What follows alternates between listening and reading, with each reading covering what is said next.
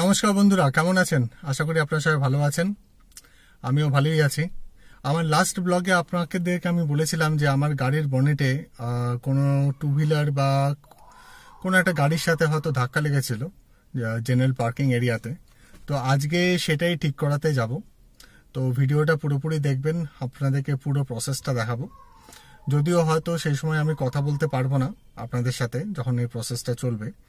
তো যাই হোক, আপনাদেরকে আমি ভয়েস ওভারে জানিয়ে দেবো কিভাবে কি করা হচ্ছে না হচ্ছে, এবং পুরো ডিটেলড ভিডিওটা আমি করব, যাতে আপনারা বুঝতে পারেন এই সমস্ত ক্ষেত্রে কিভাবে আপনি লোকাল কোনো মেকানিক্যাল দোকানে গিয়ে আপনি আপনার গাড়ির রিপেয়ারিং করতে পারেন। টাটা মোটরসের সার্ভিস স্টেশনে আমি জিজ্ঞেস করেছিলাম এবং তাদেরকে বুঝিয়েছিলাম যে কি কি হয়েছিল। তো ওরা যেটা আমাদেরকে বললো সেটা হচ্ছে যে it will cost me around close two 1000 rupees approximately, কারণ ওরা পুরো বনেটটাকেই চেঞ্জ করবে।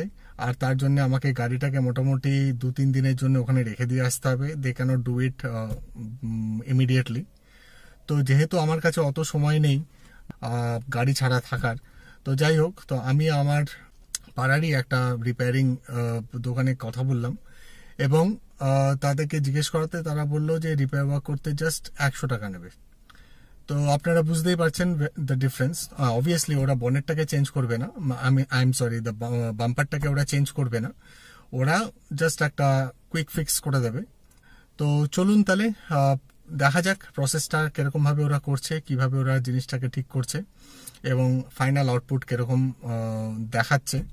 তো আমরা সেটাই দেখবো আজকে ভিডিওতে। তো ভিডিওটা যদি ভালো লাগে তো অবশ্যই একটা লাইক দিয়ে সাপোর্ট করবেন ভিডিওটাকে। আর চ্যানেল যদি এখনো অবধি সাবস্ক্রাইব না করে থাকেন, প্লিজ চ্যানেলটাকে সাবস্ক্রাইব করে সাপোর্ট করবেন। তো ভিডিওটা পুরোপুরি দেখবেন, ঠিক আছে? চলুন তাহলে এগোনো যাক, কাজটা সেরে নেওয়া যাক।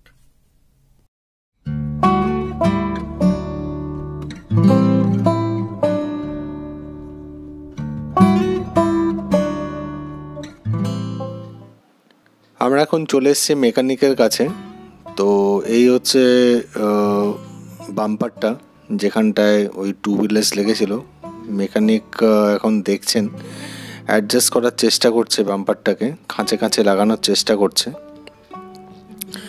নিচের দিক থেকে একটু দেখে নেওয়া হচ্ছে ইনকেস যদি কোনো কিছুর সাথে লাগছে কি লাগছে না সেটা একবার চেক করে নিচ্ছেন উনি। তো বেসিক্যালি এখানে যেটা করা হবে যেটা উনি আমাকে বললেন সেটা হচ্ছে সাইড থেকে ওরা দুটো গর্ত করেছে। গর্ত করার পর মানে একটু ড্রিল করেছে আর কি। ড্রিল করে ওখান দিয়ে একটা সরু তার ওরা ঢুকিয়ে দিচ্ছে। ঢুকিয়ে দিয়ে ওটাকে ওরা টাইট করে দেবে আর বডির সাথে বাম্পারটাকে অ্যালাইন করে, যাতে খাঁচে খাঁচে দুটো বসে যায়। বাম্পার এবং বডি যাতে খাঁচে খাঁচে বসে যায়, একসাথে বসে যায়। তা এখন সেটাই করা হচ্ছে। দেখুন, ভেতরে ঢুকিয়ে দেওয়া হলো তারের একটা অংশ, আরেকটা অংশ বাইরেই আছে।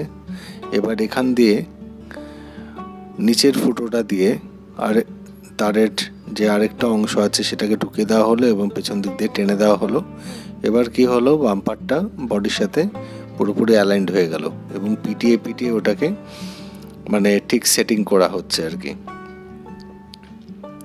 এবার ওপর দিকে দেখুন, এই জায়গাটা আবার ফাঁকা হয়ে গেছে। এবার এই জায়গাটা আমাদেরকে ফিক্সিং করতে হবে। এখানটা আবার ধাক্কা মেরে মেরে সেট করা হচ্ছে, কিন্তু প্রবলেমটা হবে যদি গাড়ি স্টার্ট করা হয়, গাড়ির ভাইব্রেশনে এই বাম্পারটা আবার ওপর দিক থেকে আবার ফাঁক হয়ে যেতে পারে। তো এটা ব্যাপারে উনি যেটা আমাকে বললেন যে ওরা ভেতর দিক থেকে একটা স্ক্রু লাগাবে, সেই স্ক্রুটা লাগিয়ে ওরা ওপরে এটাকে সেট করবে।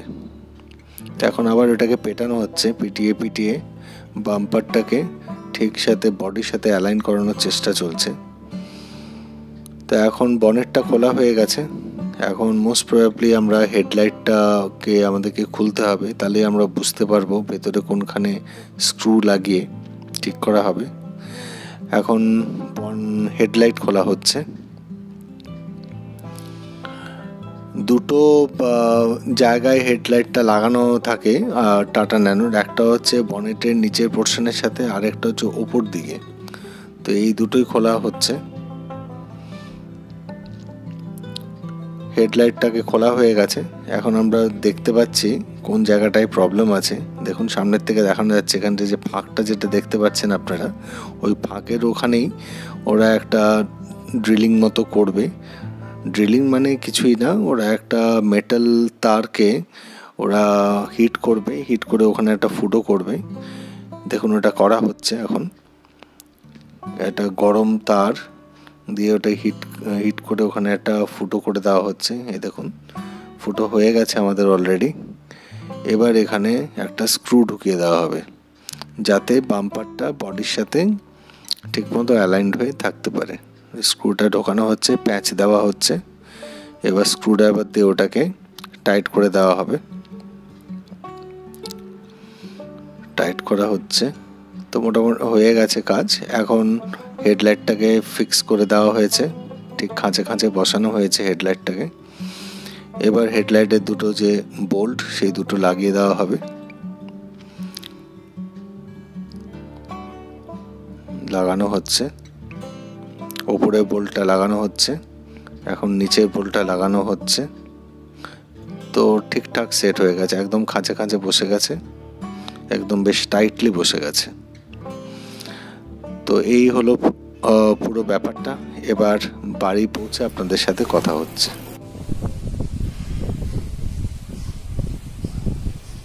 এইখানটা একটা লাগিয়েছে ওরা, আর ভেতর দিক থেকে একটা স্ক্রু লাগিয়ে দিয়েছে এবং জিনিসটাকে ঠিক করে দিয়েছে। পারফেক্ট, সুন্দর হয়েছে কাজ। তো কেমন লাগলো কাজটা? ভালো লেগেছে? আমার তো বেশ ভালোই লেগেছে। 100 টাকায় বেশ সুন্দর জিনিসটা ঠিক হয়ে গেল আর কি। তো যাই হোক, আপনাদের কিরকম লাগলো অবশ্যই কমেন্ট করে আমাকে নিচে জানাবেন। আর ভিডিওটা যদি এত দূর অবধি দেখে থাকেন, প্লিজ একটা লাইক দিয়ে আমাকে সাপোর্ট করবেন। আর চ্যানেল যদি সাবস্ক্রাইব না করে থাকেন, প্লিজ চ্যানেলটাকে সাবস্ক্রাইব করে দেবেন। আমি আবার আসবো আরেকটা নতুন ভিডিও নিয়ে খুব তাড়াতাড়ি। Till then, tata.